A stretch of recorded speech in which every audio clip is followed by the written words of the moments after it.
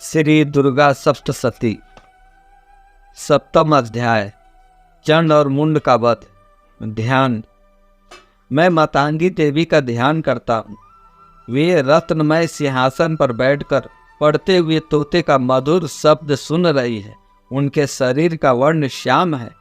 वे अपना एक पैर कमल पर रखे हुए हैं और मस्तक पर अत्र चंद्र धारण करती है तथा कहार पुष्पों की माला धारण किए मैं पात्र लिए हुए हैं।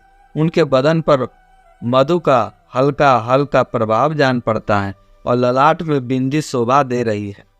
ऋषि कहते हैं, तदंतर शुंभ की आज्ञा पाकर वे चंड मुंड आदि दैत्य चतुरंगणी सेना के साथ अस्त्र शस्त्रों से सुसज्जित हो चल दिए। फिर गिरिराज हिमालय के स्वर्णमय ऊंचे शिखर पर पहुंचकर उन्होंने सिंह पर बैठी देवी को देखा। वे मंद मंद मुस्कुरा रही थी। उन्हें देखकर दैत्य लोग तत्परता से पकड़ने का उद्योग करने लगे। किसी ने धनुष तान लिया, किसी ने तलवार संभाली और कुछ देवी के पास आकर खड़े हो गए। तब अंबिका ने उन शत्रुओं के प्रति बड़ा क्रोध किया। उस समय क्रोध के कारण उनका मुख काला पड़ गया, ललाट में भौएं टेढ़ी हो गई और वहां से तुरंत विकराल मुखी काली प्रकट हुई जो तलवार और पास लिए हुए थी। वे विचित्र खटवांग धारण किए और चीते के चर्म की साड़ी पहने नर मुंडों की माला से विभूषित थी। उनके शरीर का मांस सूख गया था, केवल हड्डियों का ढांचा था जिससे वे अत्यंत भयंकर जान पड़ती थी। उनका मुख बहुत विशाल था, जीभ लपलपाने के कारण और भी डरावनी प्रतीत होती थी। उनकी आंखें भीतर को धसी हुई और कुछ लाल थी। वे अपनी भयंकर गर्जना से संपूर्ण दिशाओं को गुंजा रही थी। बड़े बड़े दैत्यों का वध करती हुई वे कालिका देवी बड़े वेग से दैत्यों पर की सेना पर टूट पड़ी और उन सबको भक्षण करने लगी।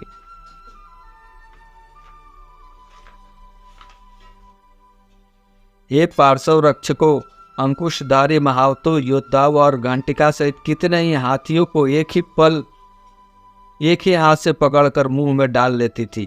इसी प्रकार घोड़े, रथ और सारथी के साथ रथी सैनिकों के मुंह में डालकर वे बड़े भयानक रूप से चबा डालती थी। किसी का बाल पकड़ लेती, किसी का गला दबा देती, किसी को पैरों से कुचल डालती, किसी को छाती का धक्के से मारकर गिरा देती। वे असुरों के छोड़े हुए बड़े बड़े अस्त्र शस्त्र मुंह से पकड़ लेती और रोष में भरकर उनको दांतों से पीस डालती थी। काली ने बलवान एवं दुरात्मा दैत्यों की वह सारी सेना रौंद डाली, खा डाली और कितनों को मार भगाया। कोई तलवार के गांठ से उतारे गए, कोई खटवांग से पीटे गए और कितने ही असुर दांतों के अग्रभाग से कुचले जाकर मृत्यु को प्राप्त हुए। इस प्रकार देवी ने असुरों की उन सारी सेना को क्षण भर में मार गिराया। यह देख चंड उन अत्यंत भयानक काली देवी की ओर दौड़ा तथा महादैत्य मुंड ने भी अत्यंत भयंकर बाणों की वर्षा तथा हजारों बार चलाए हुए चक्रों से उस भयानक नेत्रों वाली देवी को आच्छादित कर दिया। वे अनेक चक्र देवी के मुख में समाते हुए ऐसे जान पड़ते मानो सूर्य के बहुतेरे मंडल बादलों के उदर में प्रवेश कर रहे हो। तब भयंकर गर्जना करने वाली काली ने अत्यंत रोष में भरकर विकट अट्टहास किया। उस समय उनके विकराल वदन के भीतर कठिनता से देखे जा सकने वाले दांतों की प्रभा से वे अत्यंत उज्जवल दिखाई देती थी। देवी ने बहुत बड़ी तलवार हाथ में ले हंग का उच्चारण करके चंड पर धावा किया और उसके केस पकड़कर उसी तलवार से उसका मस्तक काटा। चंड को मारा गया देखकर मुंड भी देवी की ओर दौड़ा। तब देवी ने रोष में भरकर उसे भी तलवार से घायल करके धरती पर सुला दिया।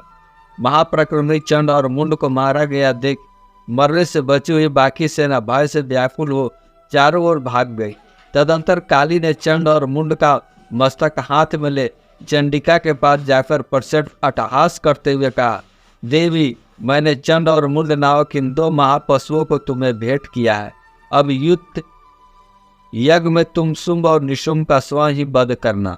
ऋषि कहते हैं, वहां लाए हुए उन चंड मुंड नामक महादैत्यों को देखकर कल्याणमयी चंडी ने काली से मधुर वाणी में कहा कि देवी, तुम चंड और मुंड को लेकर मेरे पास आई हो, इसलिए संसार में चामुंडा के नाम से तुम्हारी ख्याति होगी।